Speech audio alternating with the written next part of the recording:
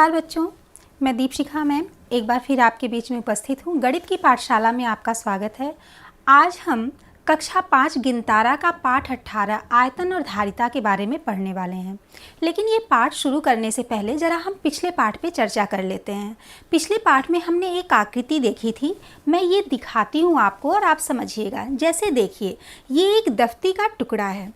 इस आकृति को देख के आपको क्या पता चलता है? इसमें लंबाई है और चौड़ाई है। इस दफ्ती के टुकड़े को देखिए, पूरा मैं टुकड़ा आपको दिखा रही हूँ। इसमें देखिए इसकी लंबाई है और इसकी चौड़ाई है।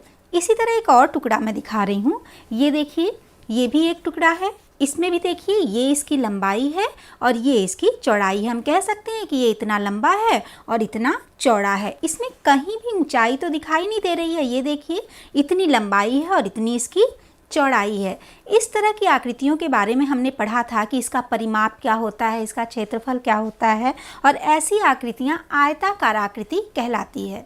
आज हम जिस आकृति के बारे में चर्चा करने जा रहे हैं उसको मैं कुछ वस्तुओं के माध्यम से आपको समझाती हूँ। आपके घर में मिठाइयाँ आती होंगी, मिठाई के डिब्बे आप देखे होंगे।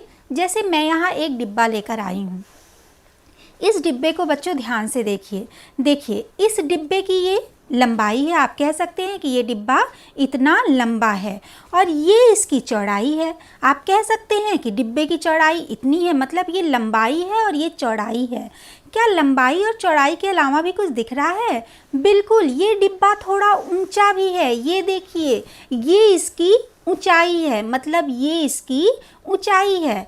इस डिब्बे में लंबाई और चौड़ाई के साथ ऊंचाई भी है। इसके पहले जो आकृति मैंने आपको दिखाई थी, इसमें लंबाई और चौड़ाई तो थी लेकिन ऊंचाई कहीं भी नहीं थी, और इस डिब्बे में लंबाई और चौड़ाई के साथ ऊंचाई भी है। ऐसी आकृतियाँ जिसमें लंबाई और चौड़ाई के साथ ऊंचाई भी होती है, ऐसी आकृतियों को हम घनाभाकार आकृति कहते हैं। एक और ठोस वस्तु मैं आपको दिखाती हूँ। जैसे ये देखिए, ये मेरे घर में एक मोबाइल का पैकेट था, ये मैं आपको दिखा रही हूँ। मोबाइल के डिब्बे देखे होंगे या इस तरह के बक्से होंगे घर में, कोई भी चीज़ होगी जिसमें लंबाई और चौड़ाई के साथ ऊंचाई भी है। अब इस डिब्बे को देखिए, ये इसकी लंबाई है, ये इसकी चौड़ाई है, और ये डिब्बा हम कह सकते हैं कि इतना ऊंचा है, मतलब लंबाई और चौड़ाई के साथ इसमें ऊंचाई भी दिखाई दे रही है। लेकिन एक चीज़ और ध्यान देने वाली है कि इसमें लंबाई और चौड़ाई और ऊंचाई कुछ बराबर तो है नहीं। है तो इतना लंबा और चौड़ाई थोड़ी इससे कम लग रही है, और ऊंचाई जो है वो लंबाई और चौड़ाई से भी कम है। तो ऐसी आकृति जिसमें लंबाई हो, चौड़ाई हो और उसके साथ साथ ऊंचाई भी हो, ऐसी आकृति घनाभाकार आकृति कहलाती है। और घनाभाकार आकृति वो होती है जिसमें लंबाई, चौड़ाई और ऊंचाई आपस में बराबर न हो। अब बच्चों, आप थोड़ा कल्पना करिएगा, आपके घर में बक्से रखे होंगे, जूते के डिब्बे रखे होंगे, और सबको एक बार देखिएगा। अब इन्हीं चीज़ों को मैं आपको चित्र के माध्यम से बताती हूँ। इसको आप ध्यान से देखिएगा बच्चों। ये देखिए, यहाँ कुछ आकृतियाँ बनी हुई हैं। अब इन आकृतियों को देखिए। जैसे ये एक क्यूब है, ये आपने देखा होगा, मिलता है बाजार में। इसमें भी देखिए चित्र में लंबाई है, चौड़ाई है और ऊंचाई है। ये एक बक्से जैसी चीज़ है, संदूक जैसी। इसको भी ध्यान से देखिए, इसमें ये लंबाई है, ये इसकी चौड़ाई है और ये इसकी ऊंचाई है। अब इस चित्र को देखिए बच्चों, अक्सर बर्तन मांजने वाला लूफा या स्क्रबर आता है घर में ना, इसको भी देखिए, इसमें लंबाई भी है, चौड़ाई भी है और ये इसकी ऊंचाई है। मतलब ऐसी आकृतियाँ जिसमें लंबाई, चौड़ाई और ऊंचाई तीनों होती है, वो घनाभाकार आकृति होती है। अब घनाभाकार आकृति में भी दो आकृतियाँ होती हैं, एक तो घनाभ और एक घन। यहाँ ये समझने वाली बात है कि घनाभ और घन में क्या अंतर है। घनाभ जो होता है उसमें लंबाई, चौड़ाई और ऊंचाई तीनों अलग अलग होती है। पहले हम घनाभ पे चर्चा करते हैं, फिर हम घनाभ को समझाएंगे। अब जरा इस चित्र को ध्यान से देखिए। ये देखिए, अभी मैं आपसे चर्चा कर रही थी ना जूते के डिब्बे की। ये देखिए, एक जूते के डिब्बे का चित्र है। इस डिब्बे को ध्यान से देखिए, इसमें भी लंबाई भी है, चौड़ाई भी है और ऊंचाई भी है। मतलब ये कैसी आकृति हो गई, और तीनों चीज़ें अलग अलग हैं।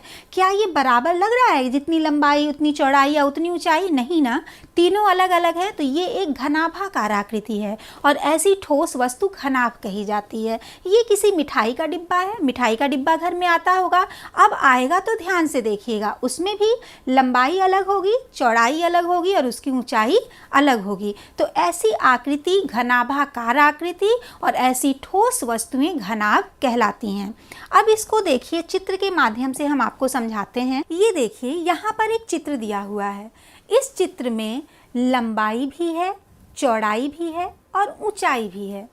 तो ऐसी चीज़ें जो लंबाई, चौड़ाई और ऊंचाई तीनों में स्थान घेरती हैं, वो जो स्थान घेरती हैं उसको उसका क्या कहते हैं? आयतन कहते हैं। जैसे इस चित्र को देखिए, ये लंबाई में, चौड़ाई में और ऊंचाई तीनों में स्थान घेरेगा। एक बार आप इस डिब्बे के सहायता से भी समझिए। जैसे ये डिब्बा हम कहीं रखेंगे तो केवल यहाँ पे तो स्थान नहीं घेर रहा है कि इतना लंबाई और इतना चौड़ाई, थोड़ा स्थान तो ऊंचाई में भी घेरेगा। जैसे इस तरह के हम कई डिब्बे रख दिए तो फिर तो वो ऊंचाई में भी स्थान घेर रहा है। तो जो वस्तुएं लंबाई, चौड़ाई और ऊंचाई तीनों में स्थान घेरती हैं, उस घेरे गए स्थान को हम क्या कहते हैं? आयतन कहते हैं। इसको आप जरा ध्यान से देखिएगा। यहाँ पर हम समझा रहे हैं आपको कि ऐसी आकृति जिसमें लंबाई, चौड़ाई के साथ साथ ऊंचाई तीनों होती है, तथा लंबाई, चौड़ाई और ऊंचाई तीनों अलग अलग होती है, घनाभाकार आकृति कहलाती है। और ऐसी ठोस वस्तुओं को हम घनाभ कहते हैं। एक घनाभ का आयतन लंबाई गुणा चौड़ाई गुणा ऊंचाई होती है। फिर से ध्यान से समझिएगा बच्चों, घनाभ के आयतन का जो सूत्र होता है, देखिए आपके यहाँ बोर्ड पर दिया हुआ है। घनाभ का आयतन बराबर लंबाई गुणा चौड़ाई गुणा ऊंचाई। और आयतन को हम घन इकाई में मापते हैं। जैसे मान लीजिए कोई चीज़ 2 सेंटीमीटर लंबी है, 3 सेंटीमीटर चौड़ी है या 1 सेंटीमीटर ऊंची है, तो अब जब उसकी लंबाई गुणा चौड़ाई गुणा ऊंचाई करेंगे तो 2 सेंटीमीटर गुणा 1 सेंटीमीटर गुणा 3 सेंटीमीटर, तो 3 बार सेंटीमीटर आया। इसको हम क्या कहेंगे? इकाई को घन सेंटीमीटर। अब वो घन मीटर भी हो सकता है, घन सेंटीमीटर भी हो सकता है और घन किलोमीटर भी हो सकता है। अब आइए बच्चों, जरा हम दूसरी आकृति के बारे में समझते हैं। अभी तक हमने उन वस्तुओं को देखा था जिनमें लंबाई, चौड़ाई और ऊंचाई तीनों है। अब इनका आयतन हम कैसे ज्ञात करेंगे? इसी सूत्र के सहायता से। यहाँ हमने जूते के डिब्बे का उदाहरण लिया है। इस जूते के डिब्बे की लंबाई, चौड़ाई और ऊंचाई दी गई है। यहाँ पर दिया है कि यदि जूते के डिब्बे की लंबाई 20 सेंटीमीटर है, इसकी चौड़ाई 10 सेंटीमीटर है और इसकी ऊंचाई 8 सेंटीमीटर है। देखिए, एक बार फिर ध्यान से देखिए कि यदि जूते के डिब्बे की लंबाई 20 सेंटीमीटर, जूते के डिब्बे की चौड़ाई 10 सेंटीमीटर और जूते के डिब्बे की ऊंचाई 8 सेंटीमीटर है, तो बताइए जूते के डिब्बे का आयतन कितना होगा? आइए इसको हम हल करके देखते हैं। ये देखिए, चूँकि जूते के डिब्बे की लंबाई, चौड़ाई और ऊंचाई तीनों अलग अलग है, तो यह कैसी आकृति हो गई?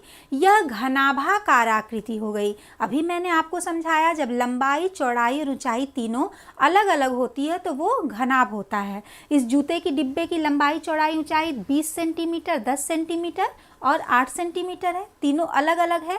तो इसका आयतन क्या हो जाएगा? लंबाई गुणा चौड़ाई गुणा ऊंचाई। बच्चों ये चीज़ ध्यान से समझिएगा, क्योंकि अब इसके आगे जो हम समझाएंगे आपको अंतर करना बहुत आवश्यक है कि घनाभ में और घन में क्या अंतर है। घनाभ वो होता है जिसमें लंबाई, चौड़ाई और ऊंचाई तीनों अलग अलग होती है। तो डिब्बे का आयतन बराबर लंबाई गुणा चौड़ाई गुणा ऊंचाई, ये घनाभ के आयतन का सूत्र है। अब जो आपको माप दिया है वो आप यहाँ पे रख लीजिए। देखिए मैंने हल किया है। बराबर 20 सेंटीमीटर लंबाई थी गुणा 10 सेंटीमीटर चौड़ाई थी गुणा 8 सेंटीमीटर इसकी ऊंचाई थी। तो अब ये क्या हो गया? डिब्बे का आयतन बराबर, जब तीनों का गुणा करेंगे तो आप देखिएगा आएगा 1620 गुणा 10 गुणा 8। 20 गुणा 10 200, 200 में जब 8 का गुणा करेंगे तो कितना आएगा 1600। और इसकी इकाई क्या होगी, ये सेंटीमीटर में सारी माप थी, तो आयतन की इकाई हो जाएगी घन सेंटीमीटर। तो डिब्बे का आयतन हो गया 1600 घन सेंटीमीटर, या आप कह सकते हैं कि डिब्बे द्वारा घेरा गया स्थान कितना है 1600 घन सेंटीमीटर। आइए अब हम दूसरी आकृति को देखते हैं। ये देखिए बच्चों, यहाँ पर कुछ चित्र दिए हुए हैं। इस चित्र को दिखाने से पहले हम आपको ठोस वस्तुओं के माध्यम से समझाते हैं। जैसे ये एक डिब्बा है, ये एक ब्यूटी क्रीम का डिब्बा है। इसको मैं लेकर आई हूँ ये समझाने के लिए कि इसको आप ध्यान से देखिए। क्या आपको लग नहीं रहा है कि इसकी लंबाई, चौड़ाई, ऊंचाई सब आपस में बराबर है? ये देखिए, ये अगर हम कह सकते हैं कि ये इसकी क्या है, लंबाई है, और ये इसकी चौड़ाई है, और ये इसकी क्या हो गई, ऊंचाई हो गई। तो इसमें लंबाई, चौड़ाई और ऊंचाई क्या है, तीनों बराबर है। और इसमें तीनों चीज़ें हैं, लंबाई, चौड़ाई, ऊंचाई, तो है तो आकृति घनाभाकार। लेकिन अगर तीनों बराबर है आपस में, लंबाई, चौड़ाई और ऊंचाई, तो ऐसी आकृति को हम क्या कहते हैं, घन। अब इसी अंतर को समझिएगा कि ऐसी आकृति जिसमें देखिए लंबाई, चौड़ाई और ऊंचाई तीनों अलग अलग है, ये घनाभ है। और ऐसी आकृति जिसमें लंबाई, चौड़ाई और ऊंचाई तीनों समान है, ये क्या है, ये घन है। आप अपने घर में देखे होंगे बच्चों, लूडो खेलते हैं, लूडो का पासा देखा होगा। अब की ज़रूर लूडो के पासे को ध्यान से देखिएगा। लूडो का पासा लंबाई, चौड़ाई और ऊंचाई तीनों में क्या होता है, बिल्कुल बराबर होता है। तो ऐसी आकृति जिसमें लंबाई, चौड़ाई और ऊंचाई तीनों बराबर होती है, उसे घन कहते हैं। एक और चीज़ है बच्चों, इसके पहले आपने वर्गाकार आकृति पढ़ी थी। तो घन का जब प्रत्येक पृष्ठ देखेंगे, पृष्ठ मतलब इसका समतल, जब इसका प्रत्येक तल देखेंगे तो क्या एक वर्ग नहीं लग रहा है। ये देखिए, लंबाई, चौड़ाई सब आपस में बराबर है। तो घन का प्रत्येक पृष्ठ एक वर्ग होता है। देखिए, ये एक वर्ग है, ये देखिए, ये भी वर्ग है। प्रत्येक पृष्ठ क्या है, वर्ग है। और घनाभाकार का प्रत्येक पृष्ठ क्या होता है, आयत होता है। ये देखिए, लंबाई, चौड़ाई, इसका प्रत्येक पृष्ठ क्या है, आयत है। इस तरह भी आप अंतर कर सकते हैं कि घनाभाकार आकृति का प्रत्येक पृष्ठ आयत होता है और घन का प्रत्येक पृष्ठ क्या होता है, वर्ग होता है। आइए इस चित्र के माध्यम से हम समझते हैं। यहाँ दो चित्र दिए हुए हैं जिसकी अभी मैं चर्चा कर रही थी। एक लूडो का पासा है और ये आपका क्यूब है। ये जो आप क्यूब बनाते हैं, मिलता है बाजार में, खेलते भी हैं आप इससे।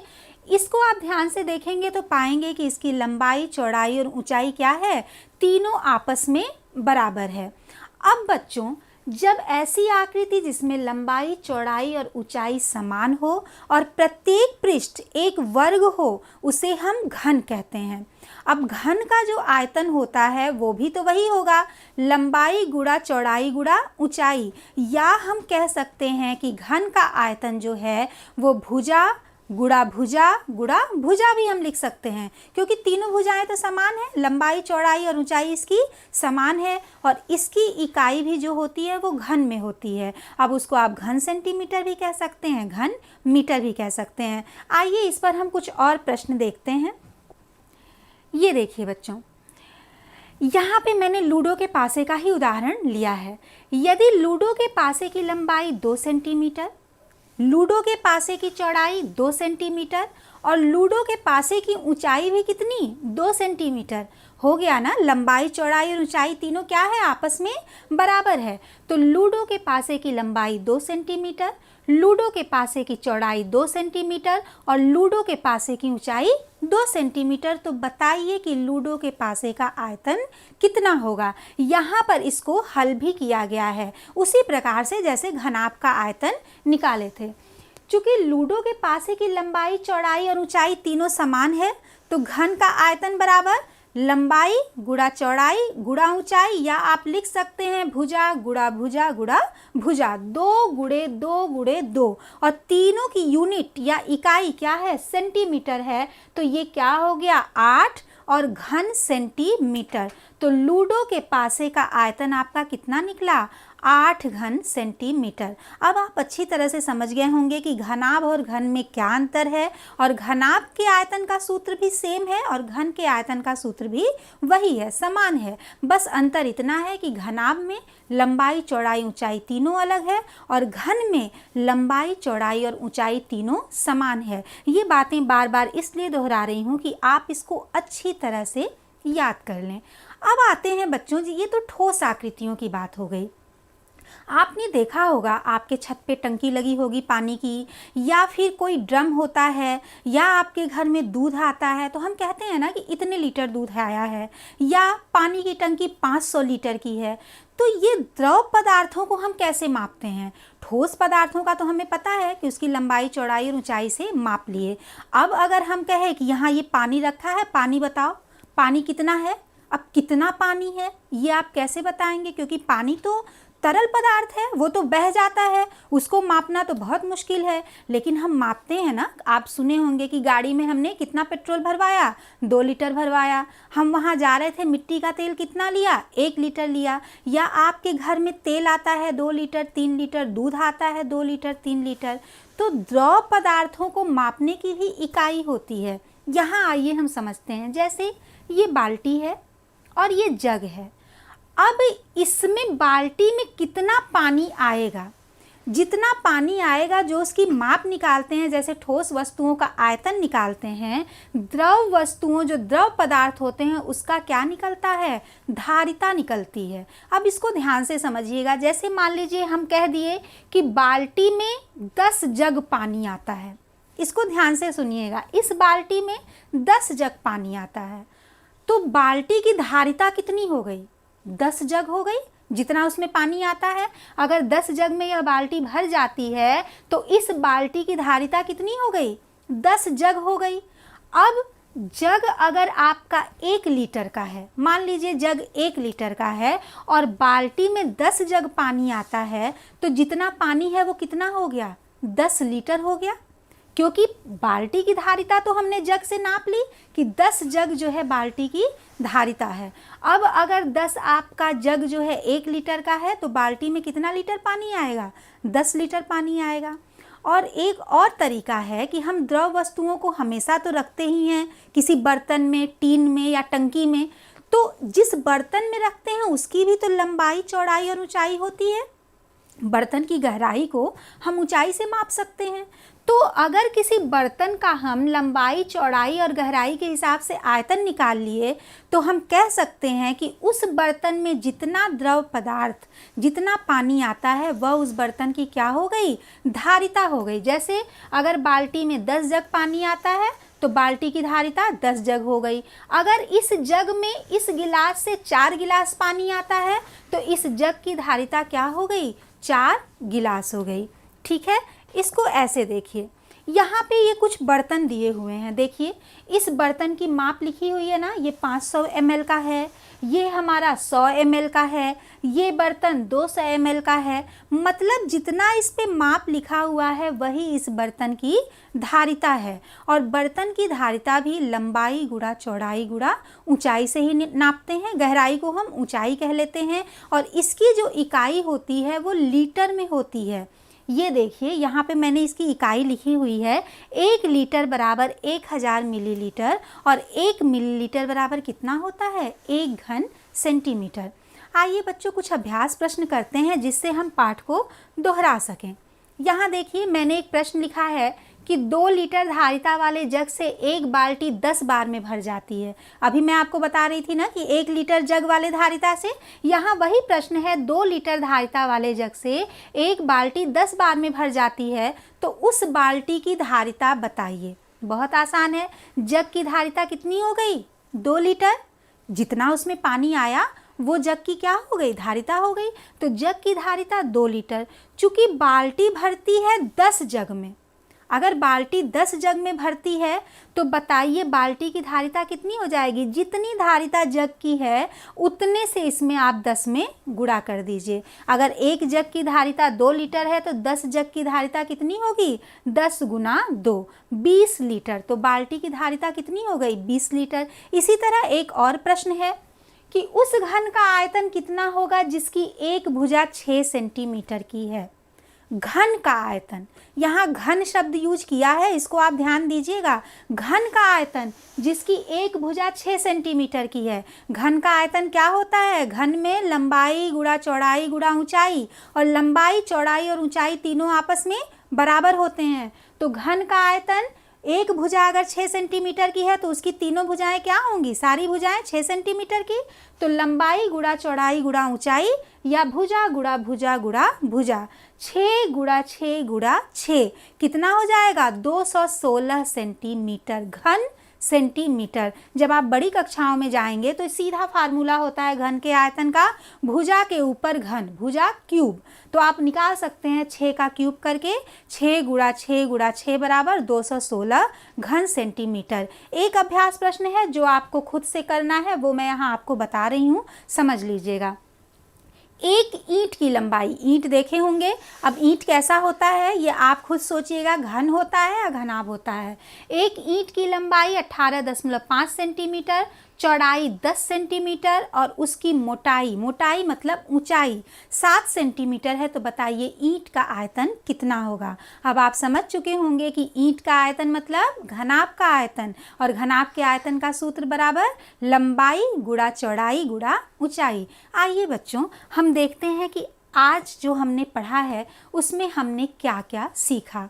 सबसे पहले तो ऐसी आकृति जिसमें लंबाई चौड़ाई और ऊंचाई तीनों होती है, ऐसी आकृतियां क्या कहलाती हैं? घनाभाकार आकृति कहलाती है। किसी घनाभ द्वारा घेरा गया स्थान उसका आयतन होता है। घनाभ के आयतन का सूत्र होता है लंबाई गुणा चौड़ाई गुणा ऊंचाई, और घनाभ की इकाई जो होती है वो घन इकाई में नापते हैं, चाहे आप घन सेंटीमीटर कह लीजिए या घन मीटर कह लीजिए। इसी तरह घन के बारे में हम जानते हैं ऐसी आकृति जिसमें लंबाई चौड़ाई और ऊंचाई तीनों समान होती है, और तीनों होती है, लंबाई होती चौड़ाई ऊंचाई लेकिन तीनों समान होती है, ऐसी आकृति घन कहलाती है। घन के आयतन का भी सूत्र होता है लंबाई गुणा चौड़ाई गुणा ऊंचाई, या भुजा गुणे भुजा गुणे भुजा, और इसकी इकाई भी घन इकाई में होती है, वो घन सेंटीमीटर या घन मीटर हो सकती है। इसी के साथ हमने द्रव की धारिता के बारे में पढ़ा था। किसी बर्तन में जितना तरल पदार्थ आता है वह उस बर्तन की धारिता होती है। बर्तन की धारिता को नापने के लिए भी हम लीटर का प्रयोग करते हैं। इसकी इकाई क्या होती है? लीटर में होती है, और 1 लीटर बराबर क्या होता है? 1000 मिलीलीटर, या 1 मिलीलीटर बराबर होता है 1 घन सेंटीमीटर। लीटर को हम संक्षेप में ली और मिलीलीटर को मिली ऐसे लिखते हैं। ध्यान से देखिएगा, लीटर को संक्षेप में ली ऐसे हमने बिंदी लगाई है, और मिलीलीटर को संक्षेप में क्या करते हैं? मिली लिखते हैं, ठीक है। और धारिता की इकाई भी घन इकाई भी होती है। आइए बच्चों, आज हम आपको आपका होमवर्क देते हैं। आपकी कार्य पुस्तिका के पेज नंबर 128 और गिनतारा के पेज नंबर 133 के सभी प्रश्नों को हल करना है। कार्य पुस्तिका के पेज नंबर 128 और गिनतारा के पेज नंबर 133 के सभी प्रश्नों को हल करना है। और एक मैं आपको प्रोजेक्ट वर्क भी दे रही हूँ, ऐसा वर्क जिसे करने में आपको बहुत मज़ा आएगा। आज आप अपने घर में किसी बड़े बर्तन में छोटे बर्तन से पानी डाल के देखिएगा। जैसे बाल्टी में आपने डाल दिया जग से पानी, या जग में गिलास से पानी, और देखिएगा जैसे बाल्टी में आपने जग से डाला तो देखिएगा कितने जग पानी आता है, और उसको क्या करेंगे आप? कहीं कॉपी में नोट करेंगे, वही उसकी धारिता होगी। या किसी जग में किसी गिलास से डालिएगा और उसको कॉपी में नोट करिएगा कि कितने गिलास पानी आता है, यही उसकी क्या होगी? धारिता होगी। बच्चों, मुझे पूरा विश्वास है कि आज का पाठ आपको बहुत अच्छे से समझ में आया होगा। इसको आप खूब मन लगा के एक बार घर पे दोहराइएगा। जो हमने होमवर्क दिया है इसको अच्छे से करिएगा। जहाँ कहीं समस्या होगी अपने घर में बड़े भैया दीदी से पूछिएगा। तब तक खूब पढ़िए, खूब बढ़िए और खुश रहिए। अगली कक्षा में फिर मिलते हैं। नमस्कार।